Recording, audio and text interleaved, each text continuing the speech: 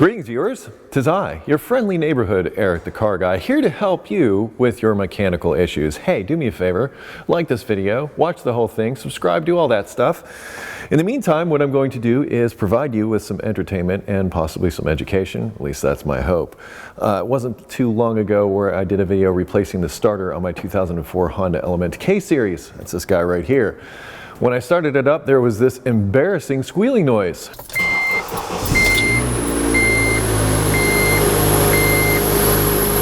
Well, to fix that squealing noise, what I ended up doing was replacing the belt tensioner. Unfortunately, that was the second Serpentine belt tensioner that I put onto this. I'm put a link in the description to the one I used initially that failed, and also the one I used this time. Hopefully things will work out better, but let's get to the action now. So this is hopefully not going to be too difficult. However, there is a challenge, and that challenge is going to be this engine mount here on the side. As you can see, there's the tensioner and there's the engine mount, and they're backed right up against one another. So I'm going to have to remove a said engine mount in order to access the tensioner and remove it from the side of the engine. I'm also going to take this power steering pump up and out of the way. It makes things so much easier to get to. I'm not going to have to lift the vehicle at all, but I will have to support the engine from underneath since we're going to take away the engine mount on this side. To provide that support, I'm going to be using my floor jack, which I'm just going to slide with a wood block on it right underneath the oil pan. And the wood block is there to help protect the engine, so we don't want to damage it in any way. We just really want to support it. There we go. I'm just going to leave it sitting there like that for now. I'm mostly going to be working over here, so I'm not too concerned about this being in the way. Engage safety glasses. Step one, I am actually going to take this top part of the mount off. I think it's going to be easier to take tension off the belt. I sort of noticed I struggled a little bit with that last time when I did the alternator. A little bit of penetrating oil on this long stud here. And a little bit more over here. There we go. Now you're working. Those are 17 millimeter.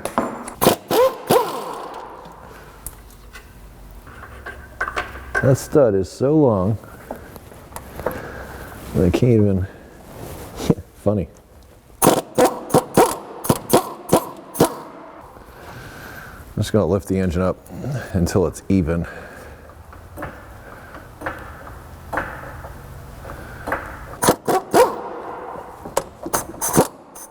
I can't forget about that 10 millimeter there.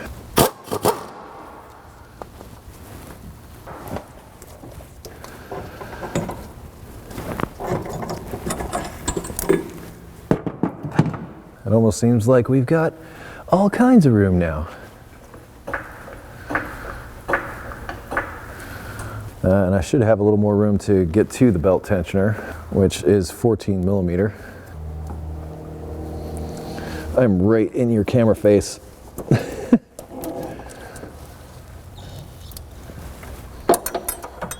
If you were wondering where I'm putting my wrench when I adjust the belt tension, it's right here on this 14 millimeter on the front of the tensioner.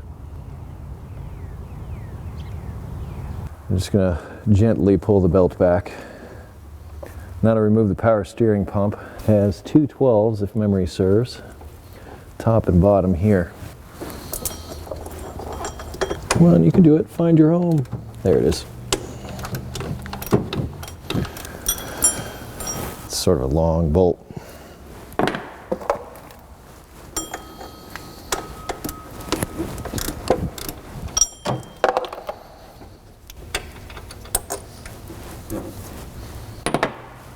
Now that the power steering pump is disconnected, just gonna knock its hose loose there and just pull it up out of the way.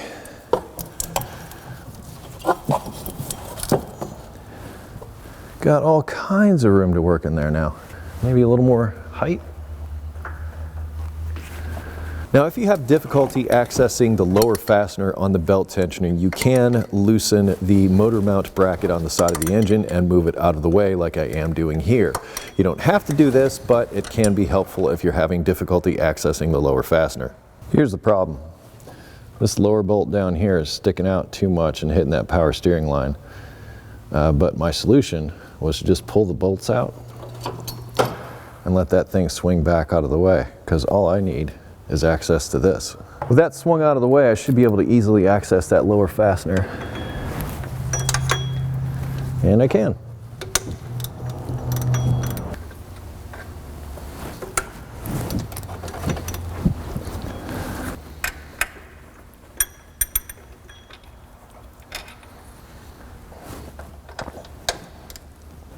Yep. There we go. Two on the outside are short, the one that goes to the middle is long. Here's what the old one sounds like.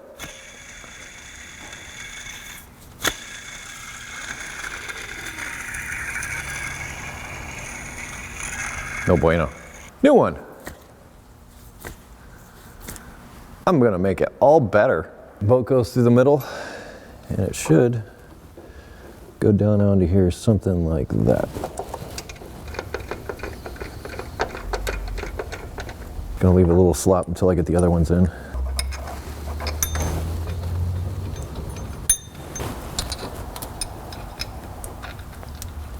Now to snug them up.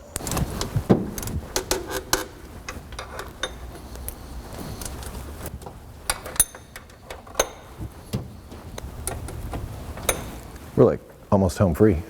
I love shiny new parts. There's a long and a short one that I pulled out of here. The long one is going to go towards the front. The shorter one will go down towards the back, like that.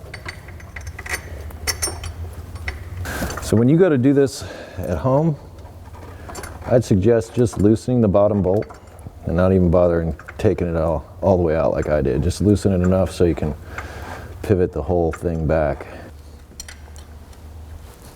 Sweet. Now to reinstall the power steering pump. Both of these fasteners are the same size, so you don't have to worry about mixing them up.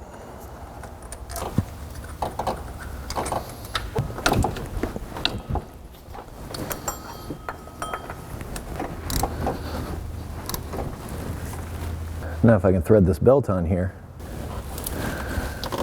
Yay, stayed on the crank.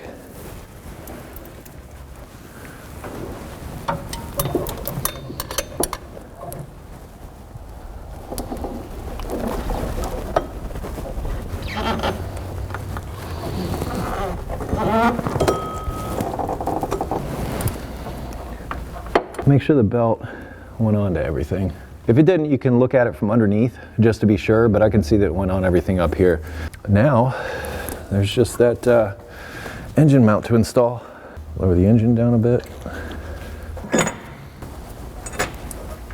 I'm gonna run down the stuff on the studs first.